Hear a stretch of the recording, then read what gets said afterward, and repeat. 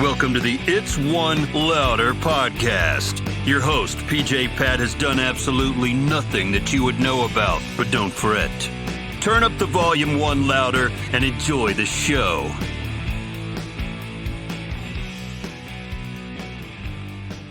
Why won't Dracula fight Mick Jagger? Because you can't get blood out of a stone. Hello, rock fans. Hope you enjoyed that one by Paul. He really wanted to get that out of the way early on, and then he took off, so I'm not sure where he's at, but hope you had a good laugh on that one. Hey, rock fans, check out this magazine I picked up earlier this week. I can't wait to bring you the GNR stuff in future episodes, but today I noticed this article, and I want to bring you this one. It's regarding the band Extreme. So I'm not sure if any of you have heard the new Extreme album. Came out, I guess, a couple of months now. It's the one with the gorilla on it. It's called 6. And I've listened to a ton of albums, and in my opinion, it is the best album of 2023 so far. In terms of variety, musicianship, songwriting, the emotional roller coaster that you go through listening through the whole album, nothing beats it right now. I highly recommend it for all of you if you haven't checked it out. And it's Extreme. Now, I know, Extreme can be pretty polarizing. You either love them or hate them. Truthfully, I actually jumped off the bandwagon a long time ago. But when I heard the first single off this album that came out, I really couldn't deny them anymore and definitely had to check them out and have not been disappointed. So for those of you who have listened to it and like it, hopefully this article will give you a new perspective of the music and appreciate it even more. So this article is entitled, "We Still Want to Conquer the World." As Extreme gear up to release their first new album in 15 years, frontman Gary Cherone and guitarist Nuno Bettencourt look back at where it all went right and wrong. Words, Paul Brannigan. On the evening of February 12th this year, anyone inquiring as to the whereabouts of Nuno Bettencourt would have been directed towards the security-ringed stage erected at center field at State Farm Stadium in Glendale, Arizona. There, as ex-NFL legends turned pundits in the stadium's media suites paused their analysis of the first two quarters of Super Bowl, the 56-year-old guitarist was calmly orchestrating the game's musical intermission as white-clad dancers glided through synchronized dance routines around, above and below, a pregnant, radiant Rihanna. An estimated 118.7 million viewers worldwide tuned in, making Rihanna's first live appearance in 7 years the third most watched TV show ever. Wow. 5.7 million more viewers tuned in to see Rihanna sing than to watch the game itself. Whoa. Despite the fact that he was on camera for, by his own estimation, approximately 1.5 milliseconds of the global broadcast of the 2023 Super Bowl halftime show, I get it. They wanted to focus on the dancing sperm, he shrugs, his smile betraying the fact that he's aware of how ridiculous these words sound. Bettencourt acknowledges his participation in the 35-year-old pop star's comeback gig as a bucket list moment. The guitarist also confesses that, as focused as he was in steering the set's dynamic flow from opener Bitch Better Have My Money through the climactic combo of global mega hits, Umbrella, and Diamonds, at one point he did allow himself to think, man, this is cool, but it'd be even cooler if it was up there with Extreme. Short of context, Bettencourt's declaration today that Extreme isn't going to play a Super Bowl halftime show could be framed as a defeatist statement. So it's important to clarify that he relays these words from his beautiful home in Los Angeles with gold and platinum presentation discs on the wall behind him. He isn't accepting that there must be a ceiling to his hopes of what his band, who officially reunited in 2007, can achieve in their second act. On the contrary, over the course of a 45-minute conversation with the confident, charismatic guitarist, it's abundantly clear that, ahead of the release of 6, Extreme's first new album in 15 years, he believes the quartet still have the potential, the presence, and, crucially, the songs to hit any goal they set their sights on. Nuno and I have the same attitude. We still want to conquer the world, Extreme's frontman Gary Cherone affirms. We still want to play the biggest stages, we still have the bucket list dreams, we still feel like a new band with something to prove. The final song on the new Extreme album is titled Here's to the Losers. Over Bettencourt's finger-picked acoustic guitar arpeggios, Cherone croons, "Hey, you have it. Hey, you gave it your best shot. You gave it all you got. It wasn't quite enough." If that title is somewhat tongue-in-cheek, the song itself is sincere and heartfelt. An empathetic celebration of the underdogs, the nearly men, the could-have-been someones. Today, Cherone reveals that it was written as a response to Queen's triumphalist anthem, We Are the Champions.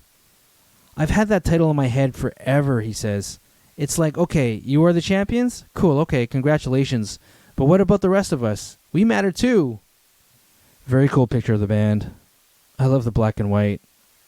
Make no mistake, we all know how amazing Nuno is on guitar, but these four guys, they're phenomenal musicians. Gary Cherone, an amazing singer. We all know he participated in that one Van Halen album, and from what I've learned from that situation, it really wasn't his fault. He was put into a situation that did not set him up for success. There was huge tension in the band at the time amongst the Van Halen people, and it just wasn't, I don't think they were in the right frame of mind, and unfortunately, kind of Gary suffered the brunt of that. But I'm glad he's able to move on from that and come up with this super solid album. I mean, like I said, I think it's the best album in 2023 so far. For Cherone, isolating the pinnacle of his band's first act is easy.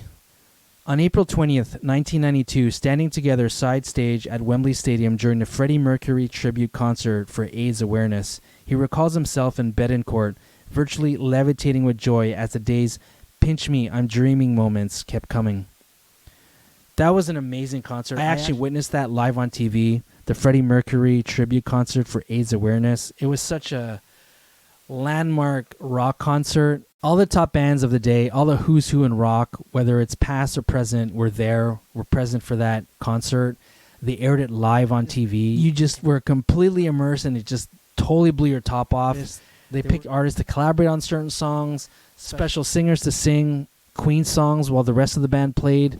If you're able to YouTube that concert, pause this and go check that out. It's phenomenal. It might change some of your lives. Some of the collabs on there, it just blew you away.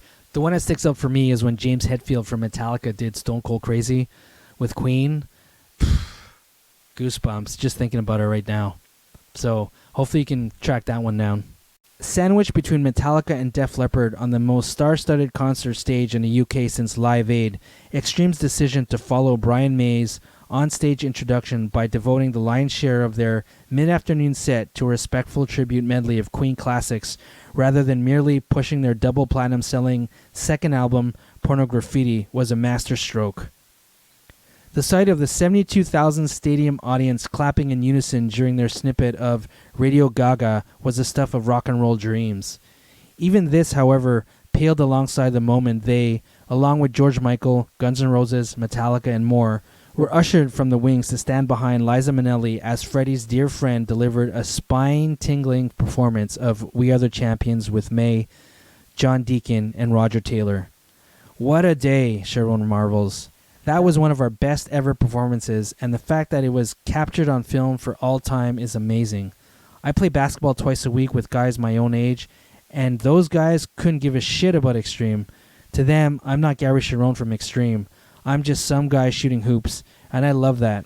But every now and then, a couple of new guys will join, and at some point, maybe they'll discover the Freddie Mercury show on YouTube, and they'll look at me differently for a week or two. But we never thought we were the shit. My mother would have smacked me in the head if I'd started acting like Mr. Rockstar. Rise, the ballsy, powerful first single from Six, released at the beginning of March, is described by Cherone as a cautionary tale on the rise and fall of fame. Yeah, so speaking of Rise, the solo on that song by Nuno, absolutely unbelievable. Absolutely unbelievable. Completely knocks you on your ass. The thing I learned about Nuno recently is that he has a very dry tone, and he puts very little effects on his sound. So when you listen to the album and his guitar sound, it's very dry, and that's done on purpose. There's very little reverb, very little delay. Like I said, he doesn't use any effects, and it's just straight up, bam. It's all in his fingers. All in his fingers, as he says. But yeah, go check out the solo specifically from Rise. It's one of those where only Nuno can really deliver it like that. If I were to gripe about one thing from the album, is the mix. I just don't get it. It sounds more of a pop kind of mix versus like a straight up in your face rock and roll type of mix. That's the one thing if I were to pick something bad to say about this album, which is really hard to do, is the mix. I wish I did a better job in putting a rock mix where you really hear the guitars and the drums come through in the music. Aside from that, it's still pretty a damn good listen. Alright, moving on. You get seduced into it, he said in the press statement accompanying its release. Once you're on top, they'll rip you apart and tear you down. That's the nature of the beast. It says something about Cherone's level-headed nature that when he's asked whether the song's lyrics are drawn from bitter experience, given that within 5 years of Extreme's best-known song, Monster Ballad, More Than Words, topping the Billboard Hot 100 in June 1991, the band had broken up. He initially looks puzzled by the question, then weighs it up in silence for a few moments before answering. It's funny, he says. I wrote the song, looking out. I never applied it to myself, but yeah, I guess I could apply parts of it to Extreme. Was becoming a successful band everything we expected? It was everything we expected and more. Our first record, 1989's Extreme, did okay, and for the first 9 months touring follow-up Porno Graffiti, we were playing in clubs to kind of the same audience as the record didn't catch on. And then More Than Words comes out and explodes on MTV, and suddenly we're being carried away by a whirlwind. We were just trying to hang on. All the excesses of rock and roll stardom, the sex, the drugs, the parties, are now open to us. We could see temptations as potential pitfalls, and we just kept our heads down. Do I love women, says Nuno Bettencourt, a man who presumably has become inured to forever being the most handsome man in any room. Of course I do. Do I love to have a bit of a buzz? Of course I do. And I'd be lying through my teeth if I said some of that excess didn't happen, but music was always my drug, and I'm grateful for that, because our tour, outside our band, I witnessed heavy shit. I mean, there are 5 or 6 bands I toured with in the 90s whose singers are now dead. When you're a kid dreaming about being a rock star, visualizing playing your songs at Madison Square Garden, that's the whole dream. So you prepare for that. But then you realize that the other 90% of what you have to deal with, you're just not equipped for. So numbing yourself with drugs and alcohol and sex just to cope can be appealing. I wish there was a course we could have taken back then, Rockstar 101, saying, guys, this is what the oven feels like when you touch it, when it's hot. This lifestyle is like being in a pressure cooker. And one day that pressure cooker will fucking explode. I wish I'd known that, because maybe today we'd be talking about 16 instead of 6. When Extreme broke up in 1996, at the end of their touring commitments for their 4th album, Waiting for the Punchline, it was because Bettencourt wanted to strike out on his own. His first solo album, Schizophonic, duly emerged the following year. Between 1997 and Extreme's return in 2007, the guitarist released music with his bands Mourning Widows and Population 1, later renamed Near Death Experience, then Drama Gods, before partnering with former Jane's Addiction vocalist Perry Farrell in Satellite Party, whose sole studio album, the underrated Ultra Payloaded, was released in May 2007. Wow! So there's a list of albums I'll be checking out. I was a big Jane's Addiction fan and a big Perry Farrell fan, he gushes. He's a fucking incredible performer, an incredible writer, and so just to get into room to do stuff with him was amazing. But on tour there were some ... personal, cultural kind of things happening that I don't even want to get into, and I left. When conversations about Extreme return started, I was ready. So too was the singer, the guitarist's musical soulmate, with whom he first bonded in 1985 over a mutual love of Queen 2. Cherone's first post-Extreme engagement could hardly have been more high-profile or come with greater pressures. It was Ray Daniels, then managing both Extreme and Van Halen, who suggested Cherone audition to become Van Halen's new frontman following the exit of Sammy Hagar in the summer of 1996. Cherone insists that the full extent of his aspirations at the time was to grab an opportunity to sing Jump with 3/4 of the band who recorded it, and to hear some cool Van Halen stories he could share with his guys in Boston, but says Bettencourt encouraged him to believe that he was a perfect fit for the role. When it's put to him that being Van Halen's frontman took some Sears balls, he laughs gently and says, or maybe naivety. I remember Nuno saying, "Of course you're going to get this job. Your whole career has been leading to this." And that was very encouraging. And when Eddie Van Halen and I met, it just clicked. He was so human and so inviting, and working together was a pure joy. People can think whatever they want about the record we made, Van Halen III, but I'm proud of it, and so was Eddie. This writer can attest to this. Ahead of the release of that album, in the spring of 1998, I interviewed Cherone and Eddie Van Halen at Eddie's 5150 studio, and the guitarist could not have been more effusive in his praise for Cherone, who he hailed as very talented, very gifted, and a down-to-earth human being. I believe that the man or woman upstairs put us both up here to play music, he stated, his hand on Cherone's shoulder, and it feels like I've been waiting for 20 years for this guy to come along. However, the world's music press was less impressed by the first and only Van Halen album Eddie co-wrote while sober. The fundamental problem with this album is the songs. Longtime Van Halen fan Paul Elliott wrote in his 1 out of 5 review in Kerrang! Magazine, "They're shit." I think there's some great songs on that record, Cherone counters today. It's a different record to what Van Halen did before, but it's a moment in time, and the songs stand up well. Van Halen III would become the first Van Halen album not to go platinum in the US. Cherone left the group on amicable terms in late 1999. If his discography since is modest, a 2002 album with Tribe of Judah, 2 albums with Hurt Smile, a group he formed with his brother Marcus on guitar, his understated pride in those records is tangible and genuine, as is his excitement at the prospect of the world hearing the new Extreme record this summer. His enthusiasm is justified. While there are moments on Six that are clearly indebted to longtime band influences, the upbeat Sunshine Streak Beach Bar sing-along in, turning the page, Beautiful Girls, in parenthesis, all around the world there are so many beautiful girls, could be David Lee Roth era Van Halen at their most horny, the prog metal X-out sounds like early Queen, and indeed fellow Queen devotees Muse. It's fair to say that no one else is going to release an album that sounds like this in 2023. Bettencourt's Guitar Hero flexes power on the attitude-laced Rebel and the dirty grind of Banshee. At the other end of the album's sonic spectrum, there's the tender, classy Hurricane about a navigating through a storm of loss, says Cherone, and the sweet harmony-stacked hug of Other Side of the Rainbow about restoring one's faith and love. Everyone has been hurt. If you're an Extreme fan, Six is everything you would hope from the band in 2023. If you're not, you might just be seduced. Bettencourt hopes you like the record, but if you don't, that's okay too, because he didn't make the record for you. Let me tell you something, he says, leaning forward. Any fucking artist who says they're doing this for the fans is fucking lying to you. They're full of shit. We do this for ourselves, man. We do this because we need to do it. I want a rock album in 2023. I've got songs, he says, hundreds of songs. So the reason we haven't put out an album in 15 years has nothing to do with the lack of songs. He could have cashed in and made an album every year, but I would never release an album that I'm not fully emotionally connected to, and Six is worth the wait, trust me. We have one final question for Extreme's guitarist.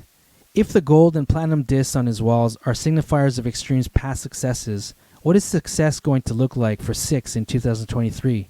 That's a great question, he replies, because you maybe think that it's going to be something different now that I'm older and wiser, but it means the same as it always did. Success to me is making an album that I'm excited about, and watching proudly as this child makes his way out into the world. Those discs on the wall, he continues, pointing behind him, when I moved to this house 8 years ago, they were in fucking storage collecting dust. They didn't mean anything to me. And then I realized that I needed to see them for myself, to say, hey, you fucking did it, dude. I don't see a platinum disc as proof of 1 million album sales. In my head, it's like, yo, you sat in a fucking bedroom as a Portuguese immigrant and fucking put a band together, and you fucking did it. They're a reminder of sleeping in a rehearsal space, of turmoil with the band, of all the hardships, ... and the fact that it was all worth it. What happens with Six now, we can't control, but this is real, and we're proud to share it with you. There you go. It says here, Six is out June 9th via Ear Music, whatever that is. Okay, like I said, if you haven't listened to the album yet, it's called Six. Go check out the first single, Rise, and Nuno's solo specifically. It's his virtuoso, amazing solo. I definitely think that's what's missing and what's needed in rock and roll today. Some sort of virtuoso, kick-ass solo. So glad it's out there. Thank you, Extreme, for putting out a solid album, the best I've heard so far, 2023. I know, Matt, thank you so much for making it to the end. I really appreciate your loyalty. Connect with me on Facebook. We have an It's One Louder podcast page there, and hopefully we can exchange messages there. Rock on, everybody. We'll see you on the next one. Thank you.